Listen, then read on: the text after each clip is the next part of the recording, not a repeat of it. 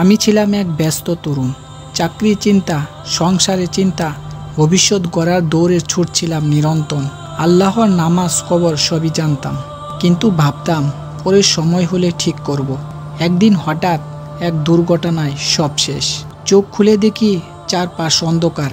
আমি আর দুনিয়ায় নেই, আমি বারজাক জগতে প্রবেশ করেছি। দুইজন ফেরেশতা আমার সামনে এলেন, মুনকার ও নাকির। তারা বললেন, তোমার প্রভুকে, তোমার ধর্ম কি, তোমার নবীকে? আমার জিহ্বা আটকে গেল। আমি জানতাম উত্তর, কিন্তু মুখে আসছিল না, কারণ আমি তো নামাজ ছেড়ে দিয়েছিলাম। আমি তো আল্লাহকে ভুলেই গিয়েছিলাম। তারপর শুরু হলো কবরের আযাব, ভয়াবহ অন্ধকার, চাপ, একাকিত্ব, এমন কিছু যা আমি কল্পনাও করিনি। এরপর এলো কিয়ামত। আমি উঠলাম কবর থেকে। চারপাশে কোটি কোটি মানুষ, আমার আমলনামা আমার বাম হাতে। আমি জানি আমার জন্য জান্নাত নয়, জাহান্নাম অপেক্ষা করছে। বন্ধু, তুমি এখনো সময় পাচ্ছ, তুমি এখনো শ্বাস নিচ্ছ।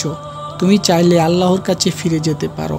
আজ থেকে নামাজ শুরু করো, তওবা করো, পবিত্র কুরআনের সঙ্গ নাও, কারণ মৃত্যুর পর কেউ আর কিছুই করতে পারে না। প্রশ্ন একটাই, তুমি কি প্রস্তুত?